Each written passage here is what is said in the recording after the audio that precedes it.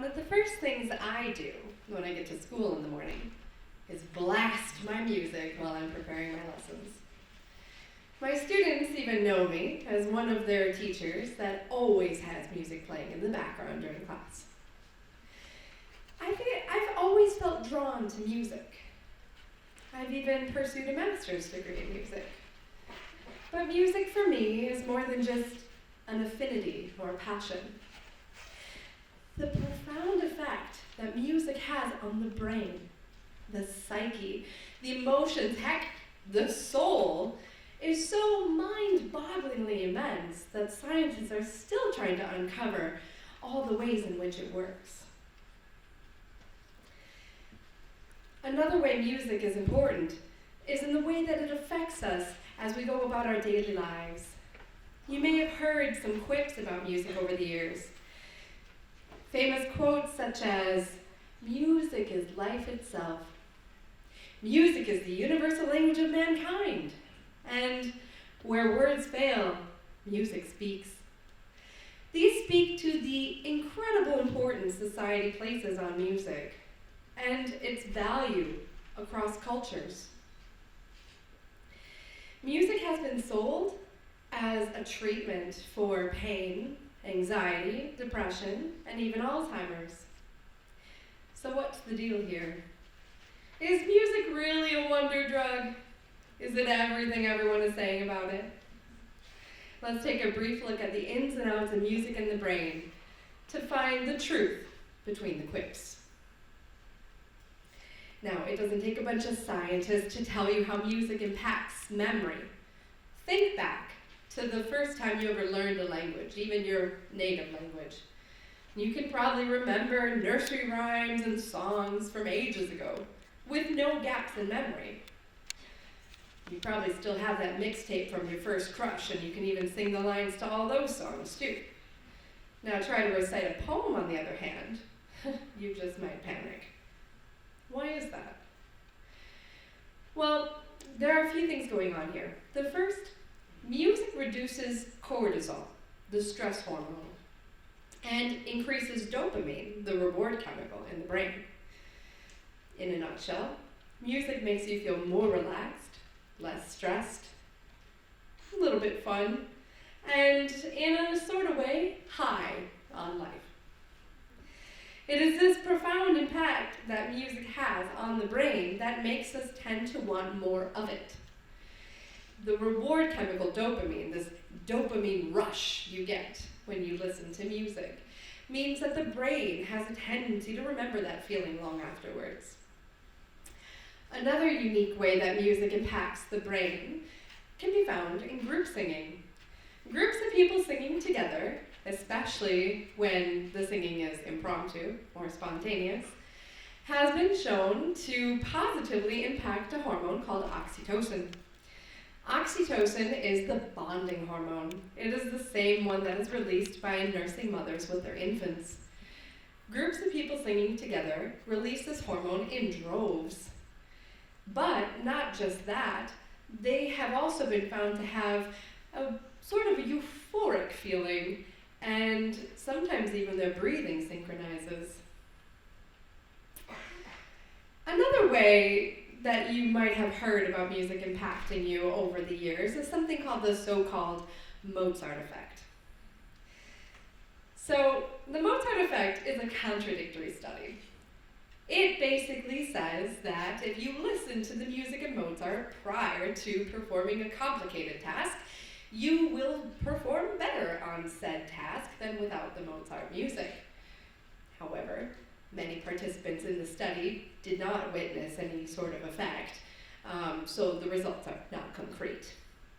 That being said, the scientists in general did conclude that, on the whole, listening to classical music seems to have a positive correlation to cognitive ability.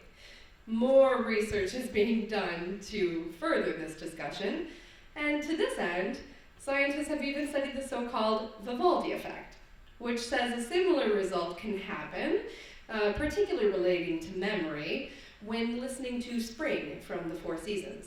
That's the one that goes da da da da da da da da da da da da. Now you're all thinking about about it and you can hear it, right? That's the memory part. So whether or not this is fact or fiction is debatable, but there does seem to be some sort of correlation here, and so for that reason alone, I personally have strived to only listen to Mozart and Vivaldi for the purposes of writing this talk, because I want to increase my cognitive function, heighten my attention, and perfect my memory, which I have not done because sadly in my sample size of 1, well, let's just say the results are still out. But music also has a profound impact on pain and brain injury recovery. In one study, super fun study, they shocked people with electric shocks while listening to music and without music. Now, surprise, surprise, the people who were receiving the electric shocks under the influence of music said to be experiencing less pain than those who received the shocks without music playing. To continue this discussion further, there were other scientists that looked into fibromyalgia, which is a musculoskeletal autoimmune disease characterized by widespread muscle pain. Now, participants in this study actually found that listening to music of their choice increased their mobility. But it is not just applicable to pain. There's also been widespread applications to brain injury, recovery, and trauma. Participants in a study about stroke victims found that 60% of stroke victims listening and undergoing music therapy increased their verbal capacity. So there is seriously a connection here between music and the brain that we really need to get to the bottom of. What exactly is our major takeaway after learning all this? You might be asking yourself, what is the point? Well, that really depends on your perspective. Perhaps you're a person who is prone to stress and anxiety, and maybe knowing the profound effect music has could just help you feel calm one day. Or maybe you're missing someone, and you want to think of them, and you just turn on that song that makes you remember them instantly.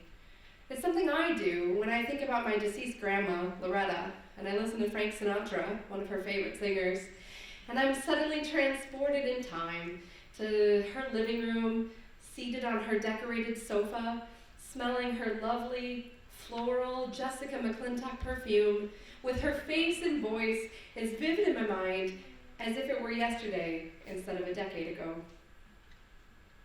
So, there is something, though, that we can do together in this space at this time.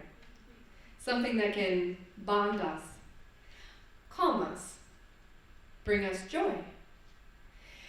We can sing something impromptu style. I'm going to have you engage in a little social experiment. We're going to sing a little round together with my 3 wonderful helpers, Ellie, James, and Pascal, to lead a section. Please do find your spaces. We're going to sing a lovely little round that I'll put the lyrics on the board for you. It's very simple, harmonious. I'll sing it first, then we'll try it all together, and then we'll try it as a round. I'll point to the section, and then you start, okay? After this, we can decide if all of this oxytocin and dopamine business is true after all. Or at least we can try. The round goes like this. A poor bird, take thy flight, far above the sorrows on this dark night. Let's try that together. A poor bird, take thy flight, far above the sorrows on this dark night. Excellent. I'm going to have this tiny section sing with me. This section there will, never mind, just kidding. The tiny section will sing with James. This section will sing with me, this section with Ellie, and that section with Pascal. We'll go me, James, Pascal, Ellie, in kind of a circle, okay? All right, let's try it. A poor bird, take thy flight, far